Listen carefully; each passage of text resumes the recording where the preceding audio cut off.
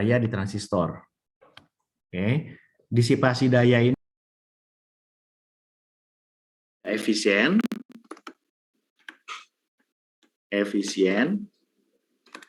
Yang kedua, dia juga akan membuat panas, dan panas itu biasanya berakibat salah satunya berakibat pada kerusakan kalau terus-terusan terjadi.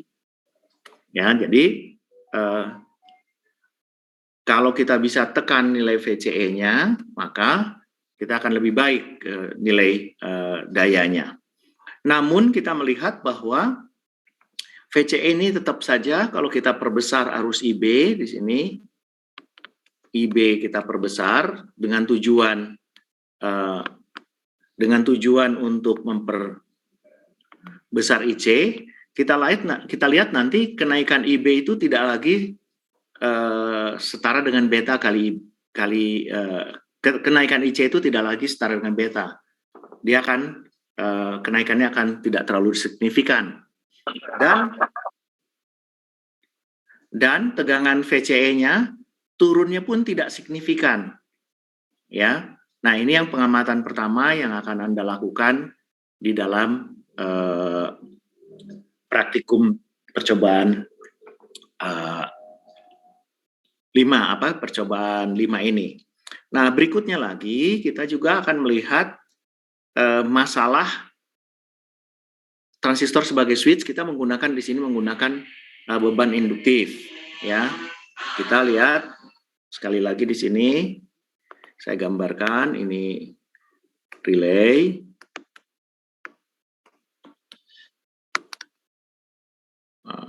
Ini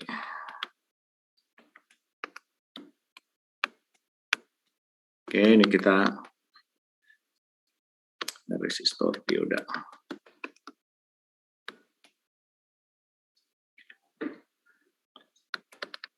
Oke, transistor ini akan mengendalikan meng-on meng-off-kan arus pada induktor. Ketika induktor mengaliri arus, maka nanti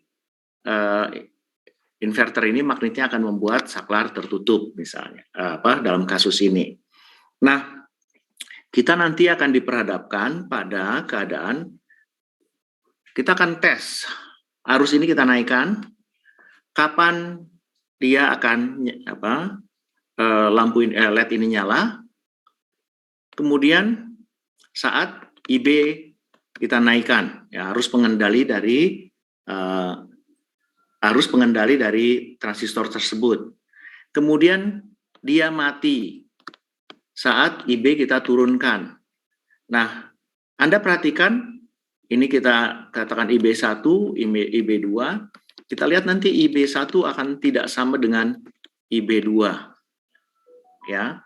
Nah, IB1 tidak sama IB2 itu adalah terkait dengan jenis beban yang kita gunakan. Dalam hal ini beban ini, ya, beban relay ini dia tentunya punya sifat magnetik, dan inti magnet dia mempunyai sifat histeresis. Ini sebetulnya untuk mengingatkan, untuk mengajarkan kepada mahasiswa bahwa ketika transistor kita gunakan seperti ini, bebannya kita tidak bekerja dengan beban resistif dalam hal ini, ya. Jadi ini kita menggunakan beban yang induktif, ya. Dan beban induktif itu untuk relay induktif yang menggunakan inti magnet nanti punya sifat histeresis. Nah, Anda akan mengamati, kalau tadi yang melihat, kalau percobaan di bagian awal ini kita melihat pengaruh tegangan, jadi kita melihat tegangan dan beta force, yang ini ya, saya sudah tulis di sini. Kita mengamati ini, ya, yang di bagian awal. Kemudian kita juga akan mengamati yang berikutnya adalah mengamati jenis bebannya, ya. Jenis beban ini akan menentukan juga perilaku dari on off itu tidak sesederhana yang kita pikirkan, karena dia beban itu akan seperti itu. Yang ketiga, saya lupa apakah ini sudah ada di dalam LED-nya. Kita perhatikan beban induktif ini, ya.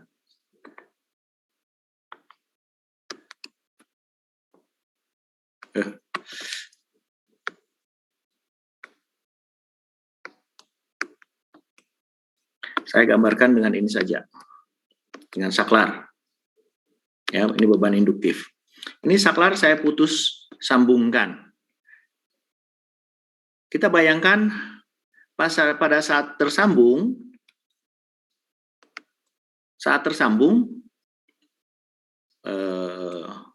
ini saklar saya, ya. Jadi saya gambarkan seperti ini.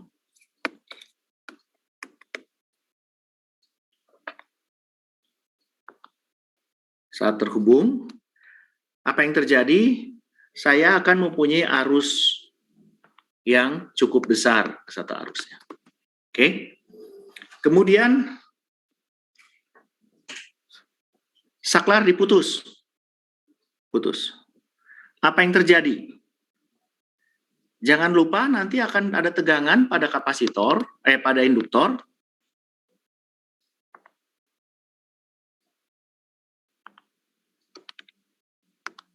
PL. Pada induktor VL sama dengan L DI DT.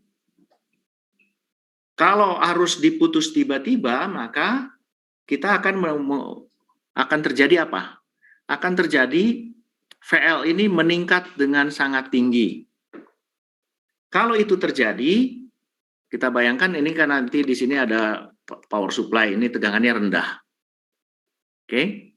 Kalau VL itu tegangan tinggi, maka selisih tegangan itu akan diberikan pada transistor. Dan transistor akan mendapat, jadi ini saya gambarkan lagi transistornya pakai warna yang agak berbeda. Itu, oke. Transistornya akan mendapat tegangan yang sangat tinggi. Mungkin positif negatifnya terbalik ya karena arusnya ke sana.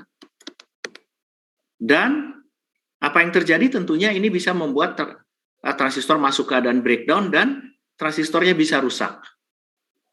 Ya. Nah, untuk rangkaian beban dengan induktif seperti ini, maka kita memerlukan rangkaian proteksi.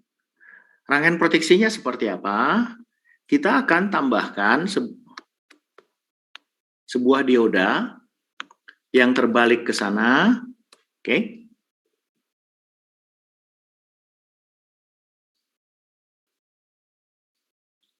Sehingga kita akan mempunyai arus, kita lihat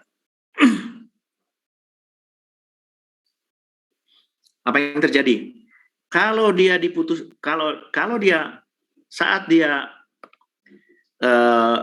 tersambung, transistor tersambung, maka arus akan lewat dari induktor ke ground. Ini jadi yang ini saya hapus saja. Kenapa dia nggak mau dihapus? Oke. Jadi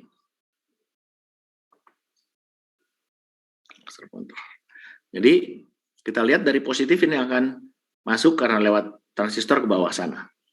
Ketika dia diputus, oke, harus ada I karena arus induktor itu tidak bisa berubah tiba-tiba, maka dia punya loop balik ke sana.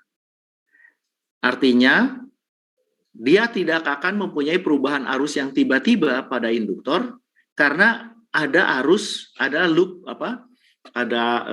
disediakan loop untuk arusnya bisa berbalik ke situ sampai dia habis terdisipasi pada resistansi dari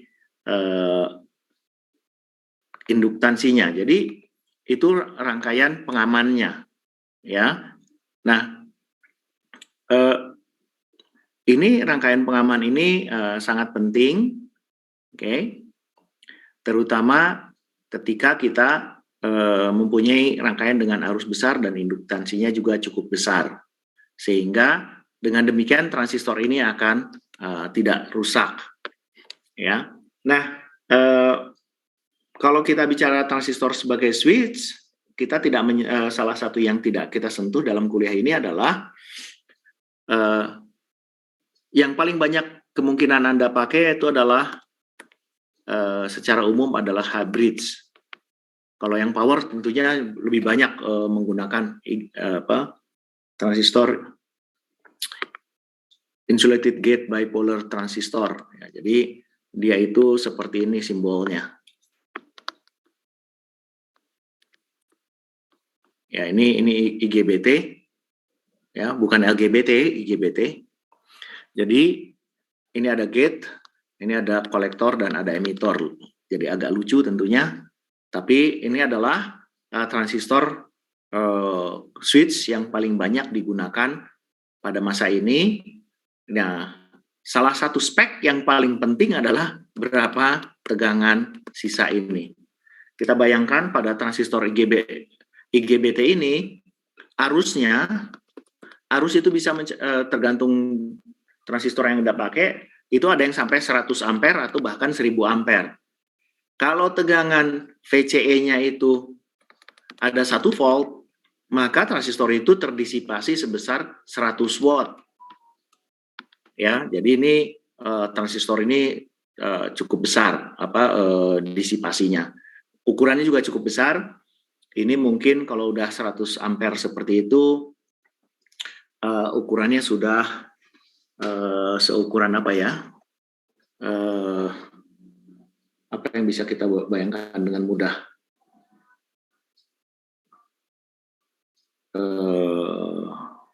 Mungkin tumpukan tiga kotak korek api.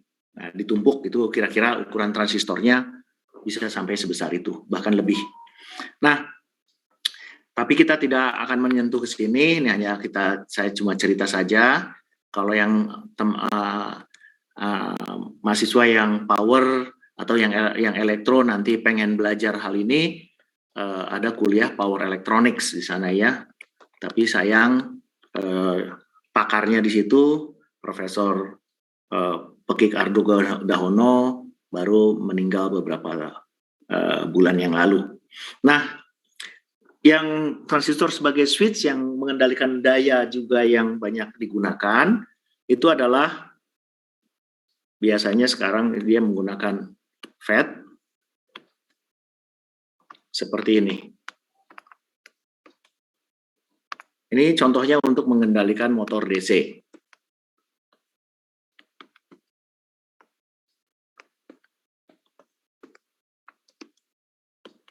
Ini power supply. Kemudian di tengah sini kita contoh untuk mengendalikan motor DC. Nah, saklarnya akan secara bergantian. Kalau kita katakanlah motor DC ini mau dikasih arus, ketika mau diberikan arus, maka secara bergantian ini dan ini bisa bersamaan disambungkan, maka kita akan punya arus yang mengalir ke sana. Kalau diputus, ya putus gitu. Dan kita juga punya pilihan kalau kita mau ini memberikan arus positif gitu ya, misalnya ini positif negatif. Kita juga punya pilihan untuk membalik. Kalau membalik kita ini yang di-on-kan, ini di-on-kan, kita punya arus ke sana. Ini positifnya di sini, negatifnya di sini. Ini disebut dengan H-bridge. Kalau Anda lihat bentuknya seperti huruf H, ya. Huruf H biasanya dipakai untuk mengendalikan motor DC yang arah putarannya bisa bolak-balik. Jadi bisa bukan cuma satu arah tetapi bolak-balik. Dan untuk mengendalikannya kita menggunakan PWM ya. Ini arah dengan polaritas bolak-balik. Ya, polaritas positif dan negatif ya, ada bolak-baliknya. Nah, ini yang tidak dibahas di sini, tetapi saya ingin perkenalkan. Nah, sama ketika kita, jadi yang kita bahas di kuliah ini, di praktikum sebetulnya kita cerita yang ini, VCA-SAT atau yang VDS-SAT, ya. Nah, itu akan menentukan ketika Anda menggunakan hybrid seperti ini akan ada V tersisa, gitu ya. V tersisa. Di sini juga atau dan V tersisa kali I tadi ini akan menentukan efisiensi ya dari sistem kita ya. Kemudian itu juga akan menentukan besaran arus yang diperlukan dan sebagainya. Nah, ketika kita menggunakan seperti ini, kembali kita lihat sini ya. Ini tadi, ini motor listrik. Motor listrik itu pasti induktif, ya, karena pasti berdasarkan gulungan magnet. Jadi di sini gulungan magnet gitu ya.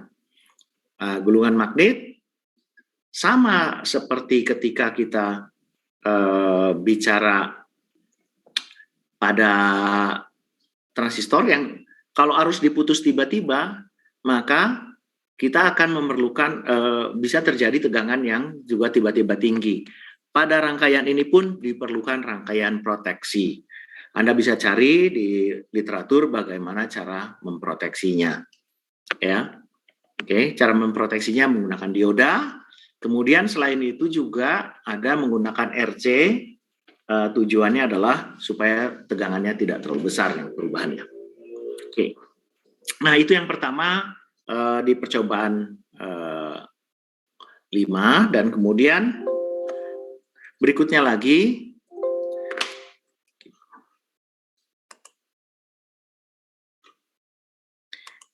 Anda akan mengamati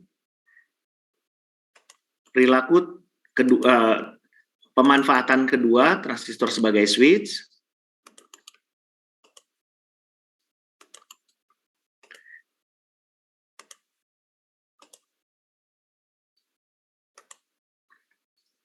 Transistor sebagai switch kita nanti melihat pada MOSFET. MOSFET ini, kalau tadi switch itu digunakan untuk mengendalikan daya, ini switch di sini mengendalikan informasi ya. Kalau secara umum kan kalau kita bicara elektro itu kita menggunakan kita mengatur listrik, arus listrik atau tegangan listrik itu kita gunakan sebagai pembawa power, daya, dan juga sebagai pembawa informasi. Nah, jadi kalau dulu ya seperti itu gitu ya. Nah, tetapi maaf, dulu itu terpisah kalau transistor sebagai arus atau tegangan itu sebagai pembawa daya ya cuma daya doang. Sebagai informasi doang gitu ya. Dulu disebutnya arus keras atau arus lemah gitu ya. Arus kuat atau arus lemah. Tetapi kalau sekarang itu baik pada daya maupun pada informasi, kadang-kadang kita juga tambahkan keduanya barengan. Ya. Anda sudah bisa sekarang beli power of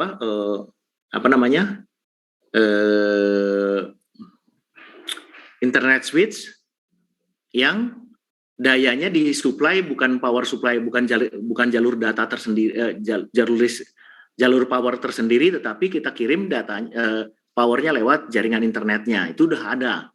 Sebaliknya kita juga ada yang dikenal dengan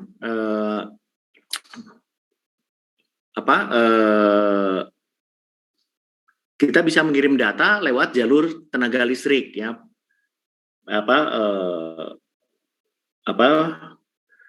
dengan disebut dengan PL, istilahnya, saya lupa istilahnya. Itu sudah banyak digunakan juga oleh PLN ya, mengirimkan data lewat jaringan listriknya. Nah, tetapi dalam kasus ini kita hanya melihat transistor sebagai switch untuk membentuk gerbang logika. Jadi ini adalah sebagai gerbang logika. Dan kita hanya melihat dua buah, yaitu rangkaian NMOS dan rangkaian CMOS. Apa yang kita lakukan? Kita akan melihat rangkaian NMOS ini sebagai gerbang, ya, gitu. Inverter MOS, ini inverter, gerbang logikanya inverter, ya. Kemudian kita punya NMOS, ini adalah inverter NMOS, dan juga kita akan mengamati inverter CMOS seperti ini. Apa yang akan kita amati? Yang kita amati ini ada beberapa hal yang Anda perlu amati dalam praktikum ini. Yang pertama adalah VTC, Voltage Transfer Characteristic. Kalau kita inverter ideal, kita akan mempunyai VO per VI, itu kita buat warna hijau, dia akan seperti ini. Maaf, ini garisnya. Ini adalah VDD, ini VDD per 2, maaf, VDD, ini VDD per 2, di sini 0, ini VDD. Ini adalah keadaan ideal.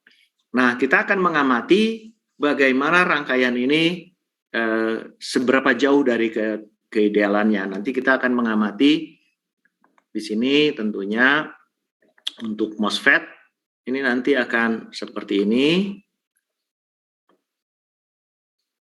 Gitu. Harusnya warnanya yang lain saja. Warnanya warna ungu. Ini NMOS. Ya, jadi yang ini adalah yang NMOS, gerbang inverter dengan NMOS dan resistor. Kemudian nanti kita akan punya satu lagi CMOS. CMOS itu akan kira-kira seperti ini. Oke, jadi kita akan melihat di mana letak ketidakidealan dari gerbang logika ini dan seberapa jauh dari yang kita inginkan. Ini kita lakukan, kita amati dengan menggunakan osiloskop ya. Mudah sekali nih melakukannya. Nanti kita gambarkan ceritanya, bagaimana menggambarkannya menggunakan osiloskopnya. Nah, yang itu yang pertama. Yang kedua, kita akan mengamati arusnya. Nah, untuk arus itu karena kita menggunakan osiloskop, arus tidak bisa mengukur osiloskop, maka kita harus menggunakan resistor untuk mengonversikan arus menjadi tegangan. Kita akan tambahkan resistor kecil di sana. Ya, sebetulnya kita bisa juga langsung mengukur arus dengan osiloskop di sana ya. Tapi mungkin akan lebih mudah kita kasih resistor nilainya kecil sehingga tidak terlalu mengganggu. Kemudian ini kita tempatkan. Untuk yang CMOS juga kita lakukan seperti itu. Saya harus pasang power supply saya.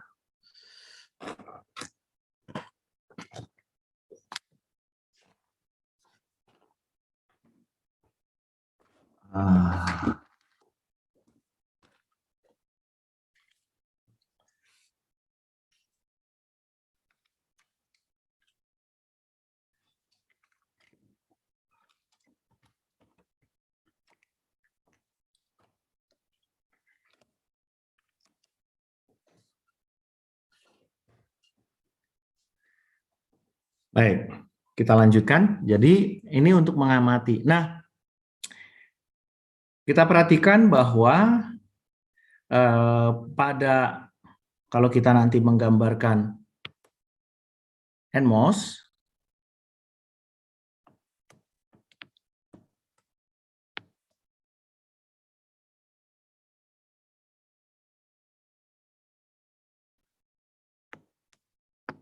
Ini tempat mengukurnya, ada resistornya di sini.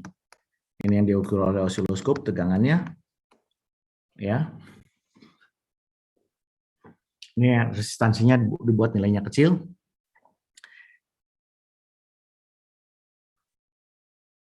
Kalau kita plot arus terhadap tegangan Vin di sini, ini Vin, ya, maka pada Vin rendah dia arusnya 0 sebelum dia ketemu thresholdnya. Setelah dia ketemu tegangan threshold, dia akan mengalir arus naik, ya, sampai dia naik kepada nilai tertentu. Oke, ini kurvanya belum tentu seperti ini, tapi hanya saya mau menggambarkan bahwa dia naik. Nah, Anda nanti akan melihat kurva ini pada transistor, inverter NMOS. Sedangkan pada inverter CMOS,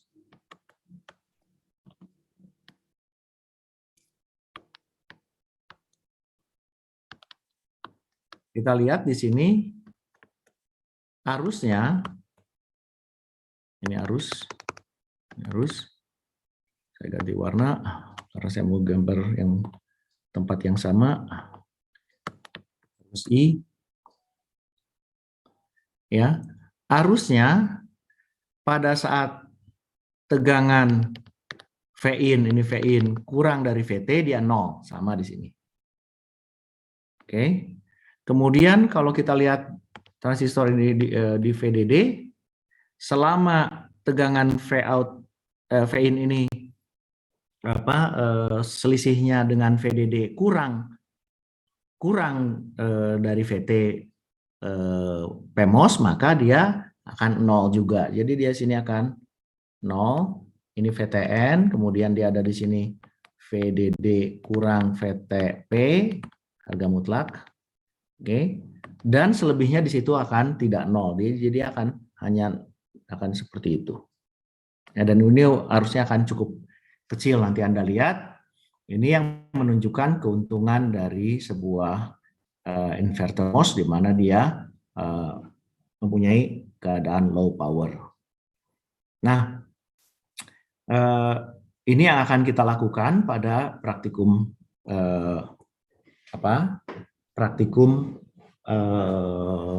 transistor bagi switch. Ini praktikum yang sangat mudah, hanya saja Anda harus paham dulu cara melakukannya sehingga dia akan dengan mudah Anda lakukan dengan cepat. Jadi sekali lagi untuk yang pertama Anda akan melakukan percobaan yang seperti ini.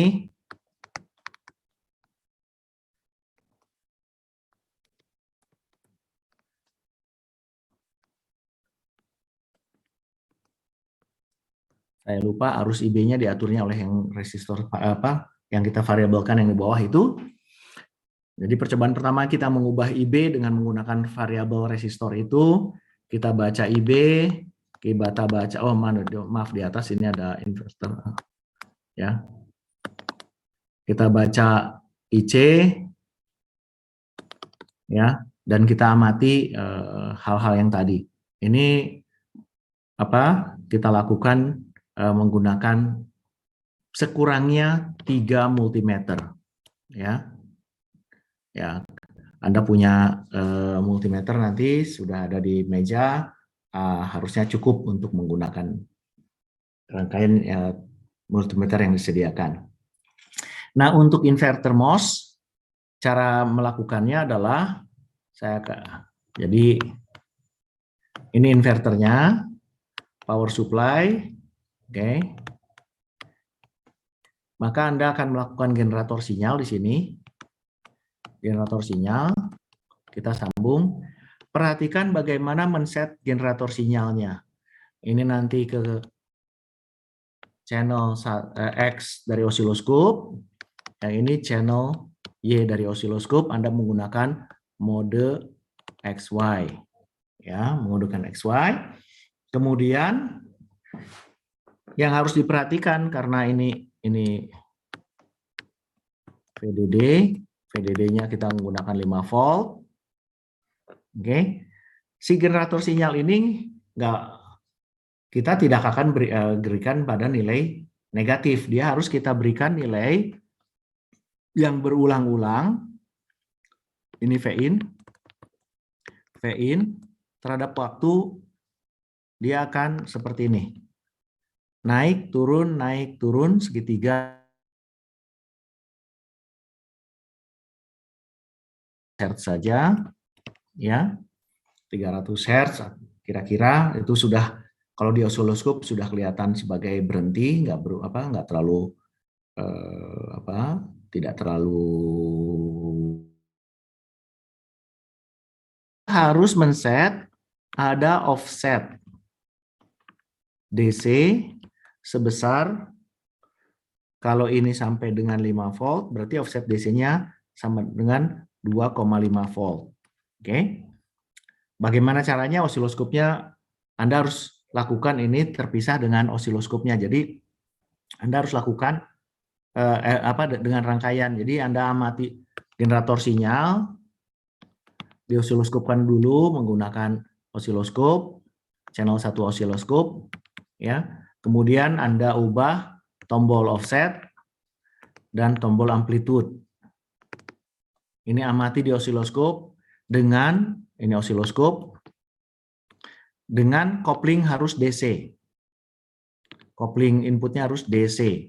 Perhatikan ini kalau dia AC nanti jadi ngaco ya ketika mengamatinya. Nanti Anda ketemu garis nolnya di mana? Osiloskop itu ada garis nolnya. Kemudian amplitudonya Anda turun naik ini Anda atur sampai amplitudonya besarnya adalah 5 volt. Kemudian offsetnya Anda atur ini untuk turun naik sehingga dia menjadi nilainya nggak pernah ada negatif gitu ya, gitu. Di sini nolnya gitu. Nah baru Anda sambungkan ke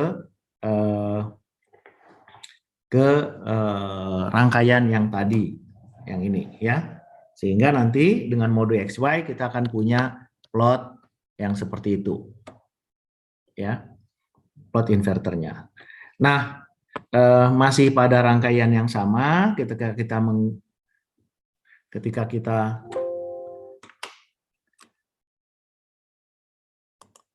mengamati arus,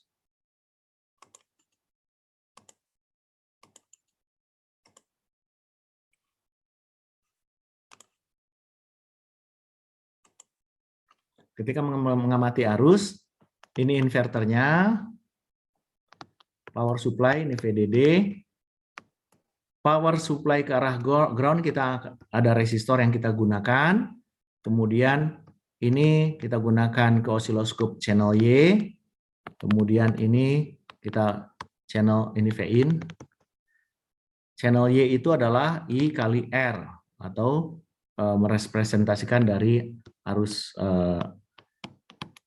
arus pada inverternya. Oke. Dan R-nya nanti Anda bisa baca di kitnya berapa nilainya, dan kita akan melihat kurva yang harusnya dia seperti itu. Perhatikan ini ordenya akan sangat kecil, jadi osiloskopnya settingnya harus pada orde mikroampere itu apa? Orde mikroampere atau miliampere yang sangat kecil nilainya. Oke. Nah, itulah yang akan dilakukan di percobaan 5, tidak terlalu sulit, tetapi Anda dilatih untuk mengamati rangkaiannya. Sampai di sini apakah ada pertanyaan?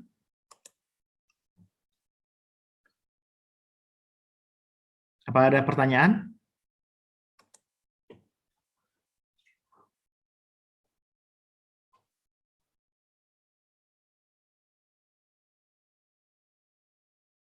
Tidak ada?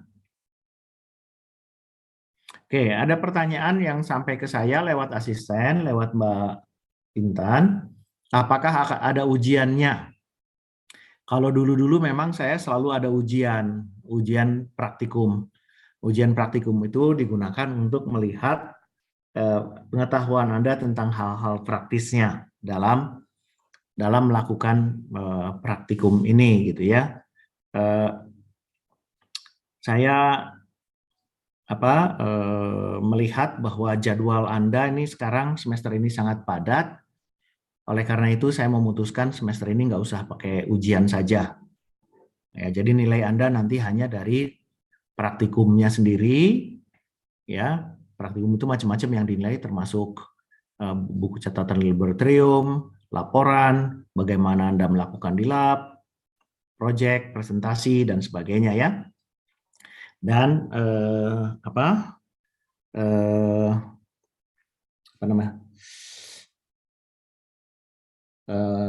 nilai tersebut langsung digunakan ke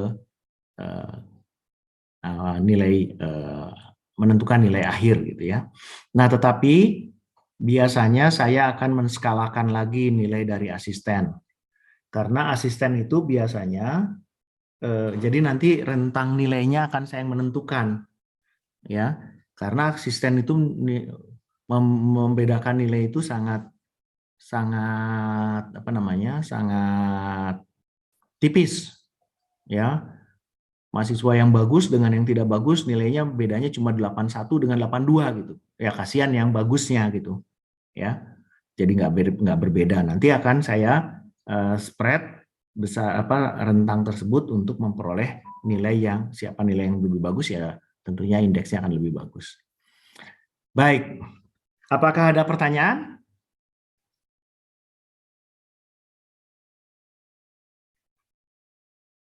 Tidak ada? Baik, kalau tidak ada, kita akan akhiri pertemuan hari ini. Materi kuliah sudah habis. Semester besok, minggu depan, saya rasa tidak perlu lagi ada kuliah karena sudah tidak ada yang dibahas. Dan selamat melakukan percobaannya pada minggu depan. Perhatikan satu saja yang ingin saya tekankan, bahwa salah satu tujuan dari kuliah praktikum adalah soal sikap. Soal sikap, kalau sikap Anda dinilai tidak memenuhi capaian yang diharapkan, disiplin kurang dan sebagainya, jangan kaget kalau Anda tidak lulus hanya karena itu gitu ya. Jadi ikuti jadwal dengan baik, penuhi semua tugas, ya, tunjukkan bahwa Anda bersungguh-sungguh dalam melaksanakan praktikum. Baik. Selamat sore. Terima kasih banyak, Pak. Selamat sore, Pak. Terima kasih banyak, Pak. Terima kasih, Pak.